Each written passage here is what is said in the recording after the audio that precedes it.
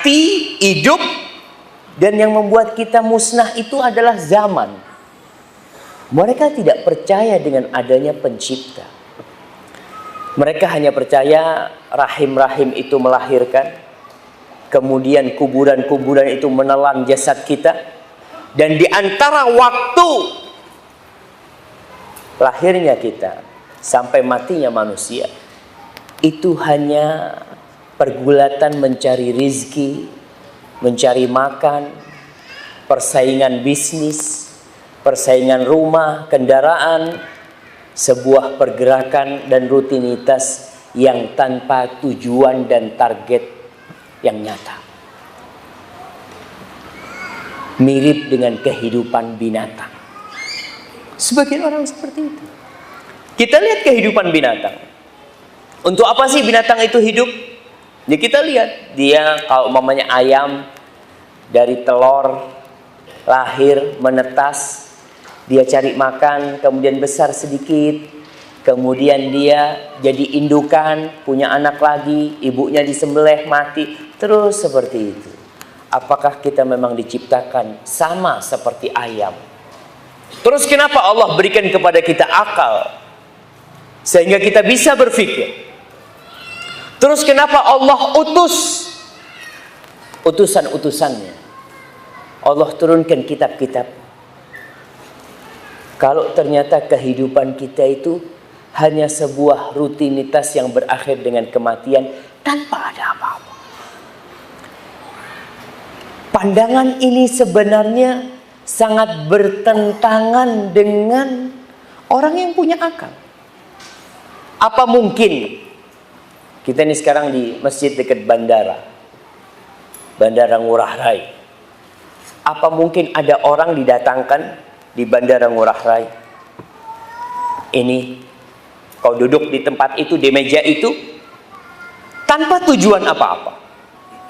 Apa mungkin pegawai-pegawai yang jumlahnya ratusan bahkan ribuan didatangkan ke Bandara Ngurah Rai tanpa tugas, sekedar untuk main-main di bandara? Nggak mungkin. Mereka datang untuk tujuan, dan tiap orang tahu kenapa dia didatangkan. Kalau hanya waktu sementara aja orang tahu, mana mungkin Allah menciptakan kehidupan ini dengan segala fasilitas yang Allah lengkapi sia-sia. Di surat Al-Qiyamah ayat terakhir, Allah berfirman mengingatkan manusia. Al-Quran ini kemarin kita baca sampai hatam insyaAllah di bulan Ramadan. Maka harapan kita membaca Al-Quran sekarang ini sama artinya. Paling tidak seumur hidup antum sekali menyelesaikan Al-Quran dengan artinya. Paling tidak. Karena ada orang yang sampai mati belum selesai itu dia baca kitab yang Allah turunkan. Mungkin dia sudah hatam, tapi untuk maknanya dia belum mengerti. Kan nggak apa-apa Ustaz, nggak apa-apa. Rasul sallallahu alaihi wasallam mengatakan, "Matsalul mu'min alladzi la yaqra'ul Qur'an kamatsalit tamr." Mukmin yang nggak ngaji itu permisalnya seperti kurma. Kata Rasul sallallahu alaihi wasallam, "Ta'muha hulu atau tayyib." Rasanya manis karena dia beriman, tapi nggak ada baunya, sehingga dia tidak bisa mewarnai orang, tidak bisa memberikan warna kepada masyarakat di sekitarnya, kepada keluarganya. Kenapa? Karena dia nggak punya bau. Di surat Qiyamah Allah berfirman, "Ayahsabul insan ayyutraka sudah." Apakah manusia mengira dia akan dibiarkan sia-sia begitu saja? Udah diciptakan terus dibiarin, tanpa dikasih petunjuk, tanpa dikasih aturan, semau dia hidup. Diciptakan untuk mati dan tidak dibangkitkan. Apakah mungkin Allah melakukan hal itu? Coba kita berpikir. Banyak orang-orang yang menzalimi kita, umpamanya dalam kehidupan dunia ini. Terus orang itu mati sebelum mendapatkan hukuman. Ada orang-orang yang korupsi, membuat rakyat umpamanya hidup melarat.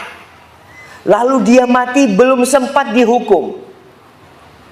Ada pembunuh-pembunuh, pemerkosa-pemerkosa yang melakukan tindakan-tindakan kriminal yang dia mati sebelum sempat merasakan hukum di dunia. Terus apakah selesai? Dia mati selesai. Allah mengatakan, apakah manusia mengira mereka tidak akan dibangkitkan? Sesuatu yang mustahil. Apa buktinya? Allah katakan, alam yakun nutfatan min maniin yumna.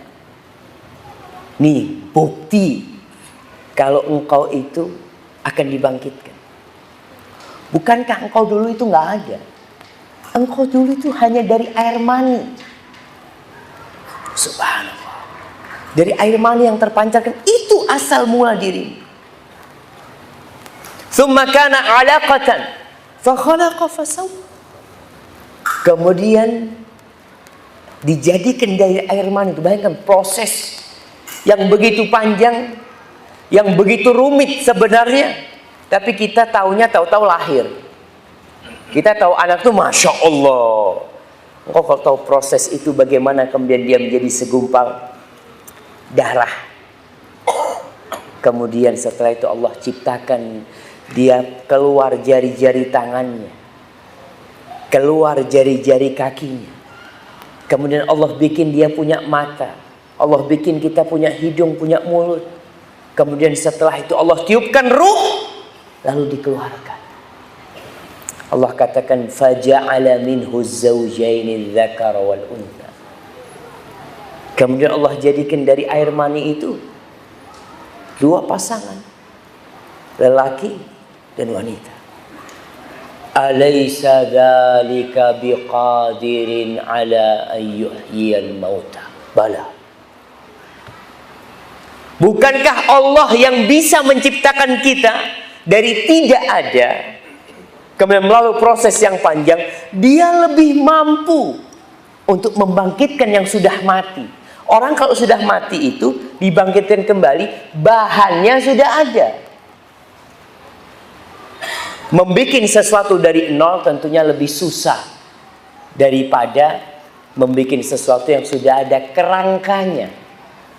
Antum kalau disuruh bikin motor dari awal, dari mulai harus cari bahannya, besinya, kemudian dipanasin besinya, kemudian bikin cetakannya, terus lebih mudah mana? Antum dikasih kerangka motor, habis kebakaran dikatakan ente kembalikan asal. Lebih mudah. Maka tatkala ada orang kafir membawa tulang belulang, dia bawa tulang belulang, kemudian dia patahkan di hadapan Rasul Sallallahu Alaihi Wasallam, kemudian dilemparkan. Lalu dia mengatakan, man yuhyil idhama wa hiya ramim. Siapa yang bisa menghidupkan tulang yang sudah hancur seperti ini? Kata Rasul SAW, Allah yang akan menghidupkannya. Wa yudkhilukan nar, dan memasukkan engkau ke neraka. Dan orang ini sampai mati nggak taubat. Itulah salah satu mukjizat. Rasulullah SAW dikasih wahyu sehingga dia menyampaikannya, engkau mati kafir. Ma'asyal muslimin rahimakumullah. Maka kita akan dibangkitkan. Terus untuk apa kita ada sebenarnya? Sebelum kita melanjutkan itu, ada sebuah pelajaran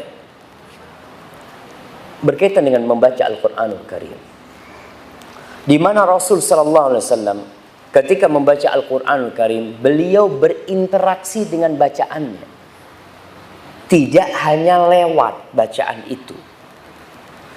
Sehingga di sini dituntut seorang Muslim memahami artinya. Walaupun kalau dia sampai mati nggak paham, nggak apa-apa sebenarnya. Maksudnya nggak dosa, selama dia menjalankan kewajiban-kewajibannya. Tapi Nabi SAW, Anas bercerita, idza marra bi ayati azab, kalau lewat dengan ayat azab, Rasul sallallahu alaihi wasallam mengatakan a'udzubillah. beliau berlindung dari azab Allah Subhanahu wa taala. Kalau lewat ayat-ayat rahmat, beliau minta dari rahmat Allah Subhanahu wa taala. Kita kadang-kala baca berapa banyak nggak pernah minta. Ketika firman Allah, umpamanya kita baca wasari'u ila maghfiratin min rabbikum wa jannatin 'arduha as-samawati wal ardu 'iddat lil muttaqin. Kita nggak pernah minta, ya Allah, mudah-mudahan aku termasuk orang-orang yang bertakwa, masukkan aku ke surga. Nabi alaihissalam berinteraksi. Dalam sebuah hadis yang diriwayatkan oleh Abu Dawud dari Abu Musa an Musa ibn Abi Aisyah, qala kana rajulun yusalli fawqa baitihi. Dulu ada seorang yang sholat di atap rumahnya. Kenapa sholat di atap rumahnya? Wallahu a'lam. Kadangkala di dalam rumah itu pengap, rumah dulu itu pengap rumahnya, sehingga untuk sholat sulit, untuk khusyuk. Itu yang pertama. Yang kedua, bisa jadi rumahnya sempit, sehingga kalau dia sujud harus bangunin istrinya. Seperti Rasulullah sallallahu alaihi wasallam. Nabi alaihissalam kalau mau sujud salat malam, mesti beliau itu nyolek Aisyah. Karena kakinya Aisyah itu membujur gitu, rumahnya kecil, nggak cukup. Maka ini orang sholatnya di atas rumahnya. Jadi rumah orang Arab, antum kalau lihat tuh modelnya kayak Ka'bah tuh, kotak-kotak gitu. Jadi di atasnya bisa dibuat sholat. Antum jangan sholat di genteng, sholat di atas.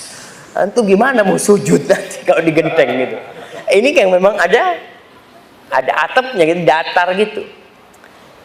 Kana rajulun yusalli fawqa baitihi wa kana idza qara'a, dan orang ini biasanya kalau membaca alaysa dzalika biqadirin ala an yuhyal mauta, bukankah yang seperti itu yang menciptakan manusia dari air mani kemudian menjadikannya darah kemudian menjadikannya dua pasangan, bukankah yang menciptakan itu mampu untuk menghidupkan yang mati?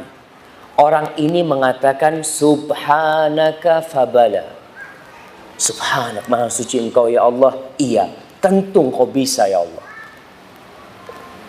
Fasa'aluhu an dzalik, lalu ditanya nih orang ini sahabat nih yang ditanya sama orang-orang, qala, kenapa kau melakukan itu? Setiap kau baca itu kau jawabnya subhanak fabala. Apa jawab orang ini? Sami'tuhu min Rasulillah sallallahu alaihi wasallam. Aku mendengarnya dari Rasulullah sallallahu alaihi wasallam. Hadis ini disahihkan oleh Syekh Albani rahmatullah alaihi. Ada hadis yang dhaif berkaitan dengan mamanya yang membaca watini waz zaitun, alaihissallah bi ahkamil hakimin. Itu hadis dhaif. Tapi para ulama menjelaskan enggak apa-apa kita jawab, karena hadis yang umum itu menjelaskan Nabi berinteraksi dengan bacaannya. Hanya yang terjadi khilaf di antara para ulama, kalau salat wajib, apakah seorang berinteraksi dengan bacaannya ketika salat fardu? Umpamanya ketika baca sabbihisma rabbikal a'la, apakah dia berhenti mengatakan subhana rabbiyal a'la ketika salat fardu? Syekh Utsaimin rahmatullah alaihi mengatakan tidak perlu. Karena tidak pernah dinukil Nabi itu kalau sholat fardu sallallahu alaihi wasallam melakukan itu. Yang ada ketika sholat malam, sholat sunnah, beliau itu bacanya satu persatu kemudian berinteraksi dengan bacaannya.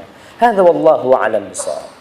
Tapi para jamaah, Allah Jalla Jalaluhu di dalam Al-Qur'anul Karim seringkali menyindir manusia. Antum tahu di Arab Saudi percetakan Al-Quranul Karim mencetak terjemahan Al-Quran dengan bahasa Inggris tanpa ada bahasa Arabnya. Mereka bikin sengaja itu dan dikirim ke Amerika, dibagi-bagi. Salah satu yang mendapatkannya penjara-penjara itu dikasih, dan banyak yang masuk Islam. Karena Allah seringkali menyindir kita, mengingatkan kita. Contohnya di surat Al-Mursalat, wal mursalati urfa, Allah mengatakan alam naj'alil arda kifata ahya'aw wa amwata. Allah katakan, bukankah kami sudah menjadikan bumi ini sebagai wadah untuk manusia, yang hidup yang mati. Antum lihat, yang mati di perutnya, yang hidup di atasnya. Kemudian Allah mengingatkan, alam naj'al lahu ainain wa lisanan wa syafatain wa hadainahu najdain. Bukankah kami sudah menjadikan bagi manusia itu dua mata? Siapa yang ngasih kau mata itu? Orang tuamu? Enggak. Siapa yang ngasih? Ada pencipta yang memberikan dua mata kepadamu. Kalau kita mau urut, subhanallah jemaah, yang ada di tubuh kita ini seharusnya membuat kita semakin yakin bahwa Allah itu esa dan hanya Dia yang berhak disembah. Kita bisa ngomong, coba jemaah, antum kadang-kala melihat orang lahir sumbing, langit-langit mulutnya nggak ada. Gimana? Allah katakan kami menjadikan buat manusia lisan dan dua bibir nih. Kemudian wahadainahu najdain, kami kasih petunjuk kepada dia dua jalan. Kemudian di surat An-Naml Allah mengatakan, alam yarau anna ja'alna al-laila liyaskunu fihi wan-nahara mubsira. Apakah manusia tidak melihat kami menjadikan malam itu tempat yang penuh dengan sakinah, penuh dengan kedamaian, dan kami jadikan siang itu terang benderang sehingga orang bisa mencari maisha, mencari penghidupan dia. Nabi Ibrahim ketika debat sama Namrud, Namrud tanya, alam tara ila alladhi haja Ibrahim fi rabbih an atahu Allahul mulk. Apakah engkau tidak melihat kepada orang yang berdebat dengan Ibrahim, di mana Allah telah memberikan kekuasaan kepada dia? Orang biasanya kalau punya kekuasaan itu sombong, sulit menerima kebenaran. Orang kalau dikasih kekayaan itu biasanya akan merasa lebih, sehingga bukti-bukti kebenaran yang disampaikan kepada dia jadi mental. Karena apa? Karena dia merasa memiliki, dia merasa lebih. Apalagi kalau yang menyampaikan lebih miskin. Bisa itu siapa? Kadang-kadang seperti itu. Allah katakan, innal insana la yadgha ar-ra'ahu istaghna. Manusia itu benar-benar melampaui batas karena merasa dirinya nggak butuh.